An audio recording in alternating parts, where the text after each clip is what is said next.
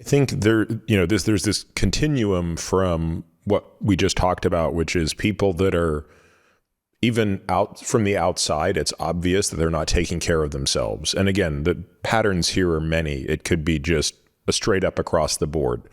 I don't sleep well. I don't exercise. I don't eat well. I drink to excess. And, in those situations, I guess it becomes pretty obvious to someone on the outside. Right. Hey, there's something going on here that you're acting in a manner that is harmful to yourself. Right. We should explore why. Then you have kind of the intermittent example I talk about, using myself as an example of, hey, for the most part, you're taking reasonable care of yourself. But then you really have these breakout moments where you're soothing something, some stress with a maladaptive behavior. Right. And then, of course, you have probably where I think I used to live, and I think there are a lot of people, though not nearly as many, who also live here, which is the overmanagement, which is you're going to be perfect. You're going to be, by any objective measure, you're going to have it perfectly dialed in with respect to your health, right? You're going to eat like a robot, exercise like a robot, sleep like a robot, etc. That's probably a harder one to get people to look inside and see, isn't it? And if you were talking to somebody like that, and again, somebody watching us who might be that person, how would you help them come to realize that while on the surface that looks really good and it looks like they're doing everything so well that they clearly must be doing this from a place of health, how would you at least challenge the thinking on that? Yeah. One route of approach is, so the old sort of Freudian way of seeing this, which is no less valid just because it's old, and the old Freudians didn't get everything right, but boy, they really got some things right. And they thought of this as what they thought of as living in the ego. It wasn't the modern idea of ego. It's like, that's a person at their best, right? At their most self-aware. And it's not easy to live in the ego, right? Like, we have to think about ourselves in order to be self-aware. Right? In order to be aware that we're not aware of everything, right? So it's this idea that as best I can, like, I understand myself and what's going on inside of me and what my hopes and fears are and what I want and what I have achieved and what I'm afraid of. It's all within us. And the idea is, from there, then we can healthily control our lives, but we're keeping two other aspects of ourselves in balance. And what they thought of as the id was the desire for immediate gratification. I feel bad now. Where's the food, right? Like, there's that part of us, right? I want what I want and I want it now, right?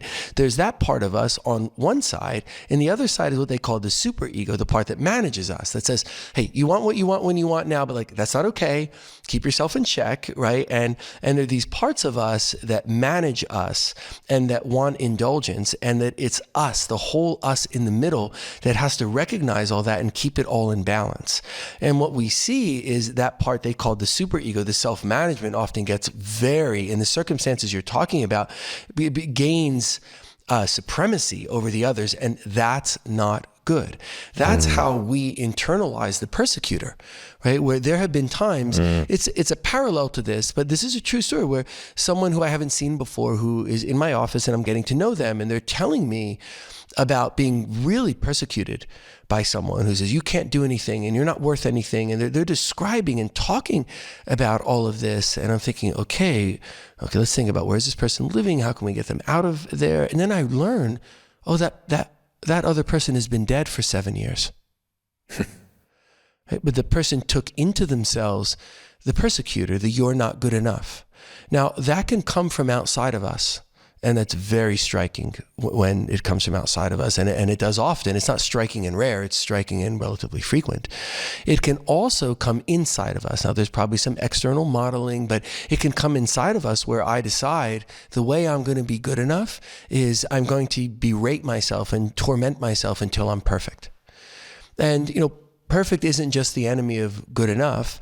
Perfect is really the enemy of everything that's not misery, right? Because no one is perfect. Nothing is perfect.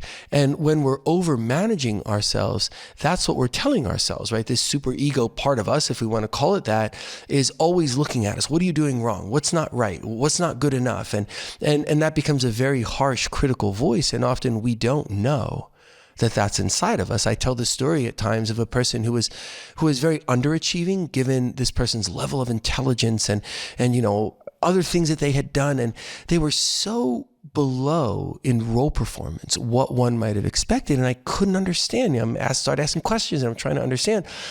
And then I realized at one point this person loved music, right? So I said, what music are you listening to? I'd learned the person was taking these long drives to go to some awful job that they didn't have to have, and they weren't listening to music in the car.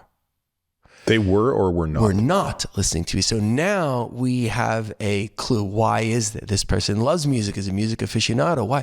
Because without the music, the person could, uninhibited on all that long drive to the job and all the drive back, tell them what garbage they were, what a loser they were. This was going on the whole time. In fact, the person was going to a farther away job than they could have gone to have more time to criticize and berate themselves.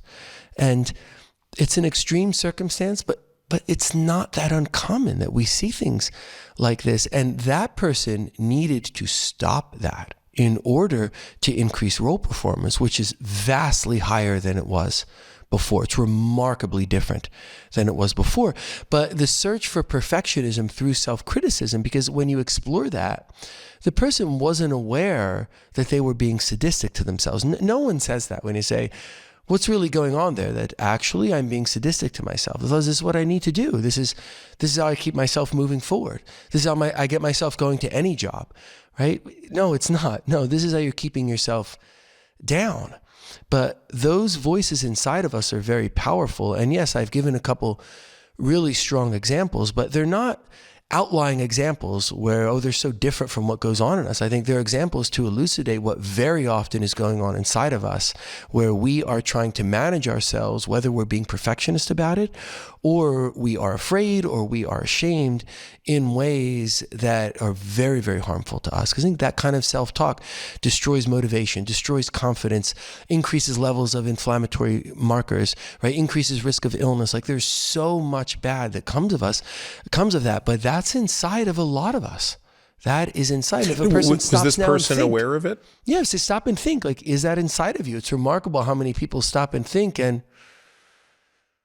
yeah, I'm in the shower in the morning telling myself of all the things you better not mess up today, or what did you do wrong yesterday, or, there's so much of it did you inside have of to us. prime this particular individual to get them to recognize consciously what they were doing?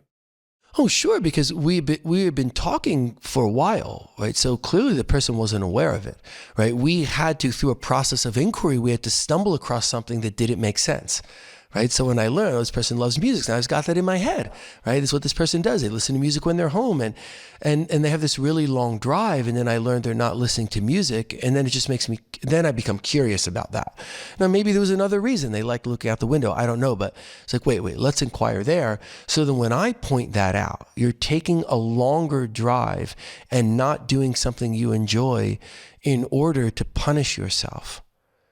Well, now we have curiosity about that. How can you not be curious about that if someone you've gone to for help, is kind of drawing your attention to that? And that's often how we start changing things, even within myself and in my own therapy, of realizing there was such a negative, critical voice like all the time. And it wasn't needed to help me, move forward with life at some point in time, trying to control things around me and feeling afraid of not being successful or not being good enough, leads me to start managing myself pretty closely. But then I stopped managing myself, where like when I was in high school, I could, do 3 sports over the course of the year and still maintain academics. Like that was good to learn how to do that and balance fun and work. But then it gets to be too much of a good thing. And now I'm going to manage myself by being so critical and telling myself all the things that could go wrong and knowing how I'll feel and making damn sure that nothing is any less than perfect, which of course it is. And now I feel worse about myself. And, that in me, like in many people, was why I could look successful from the outside, but for a long, long time was, really not happy and depressed and ashamed of things and, feeling in ways I had to then, through my own work, get out of me. And it's experiences like this that helped me have insights. I think, one doesn't need to go through something to know that others are, but having been through a lot of that, I've learned what you see on the outside doesn't tell you at all what's going on the inside. Like seeing a beautiful home doesn't tell you what's going on the inside of it. Who are the people? How are they behaving? Are they healthy? It's not that it's irrelevant that there's a beautiful home on the outside, but it's also not irrelevant if, let's say, there is a home that doesn't look so good on the outside. There could be so much beauty inside of it and so much happiness inside of it. And we know those things are true, right? I mean, you and I have both been around life enough to know that those things are true. So let's bring that to the forefront. If we know those things are true, let's look inside of us with the same curiosity and not having to hide from ourselves what we might find there.